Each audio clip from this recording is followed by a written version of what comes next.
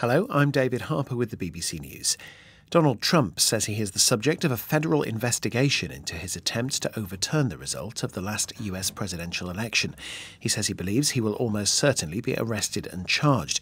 Our North America correspondent Anthony Zerka has this assessment.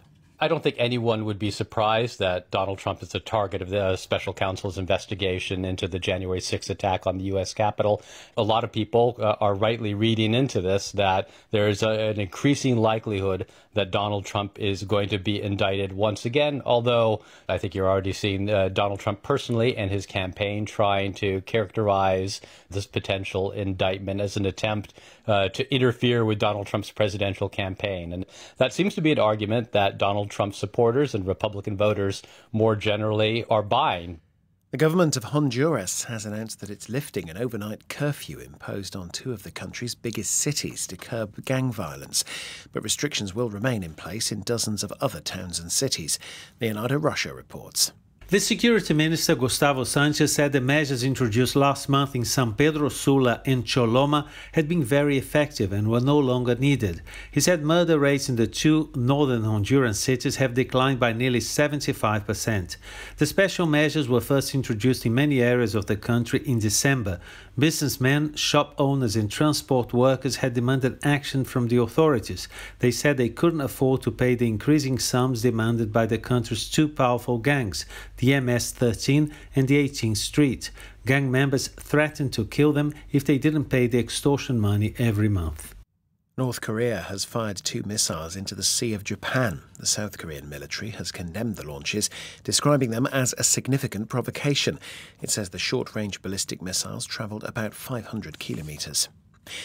Parliament in Thailand is preparing to vote for a second time on whether to approve the nomination of Pita Limjaroenrat as Prime Minister. His Progressive Move Forward party emerged as the clear winner of elections in May. Ben Lowings has this report. In Thailand, a candidate for Prime Minister needs enough votes from senators. Fewer than 1 in 10 lent Mr Pita their support in the first vote last week. Senators are all appointed by the military, which has overthrown elected governments twice in the past 20 years.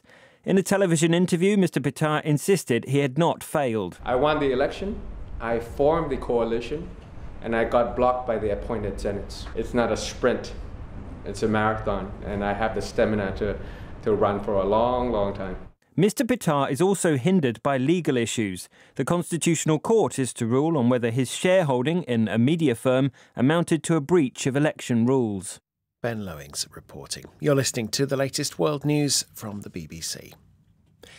President Biden has urged Israel to adopt a consensus-based approach towards planned judicial reforms during talks with his Israeli counterpart. He hosted President Isaac Herzog at the White House.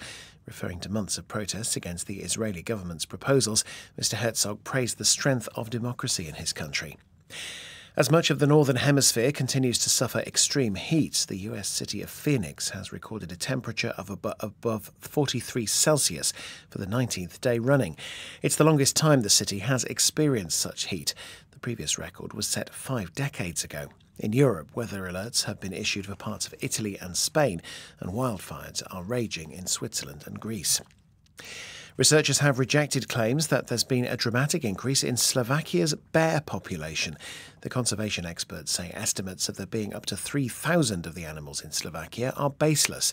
The alleged overpopulation of bears has become a political issue in Slovakia ahead of parliamentary elections in September.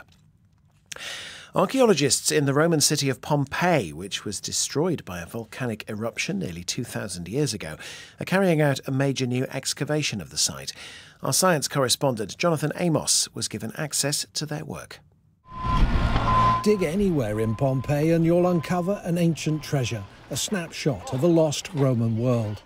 The new discoveries from this excavation include a huge oven capable of producing 100 loaves a day, a shrine to make offerings to the gods that's decorated with snakes, and a bed reduced to ashes in a fire. There are skeletons too, 3 individuals crushed under falling masonry. The archaeologists plan to erect a walkway so tourists can see what's going on. It'll prove popular. This is the dig that recently revealed a fresco depicting a bread meal that looked like it might be a forerunner of pizza. And that's the latest BBC News.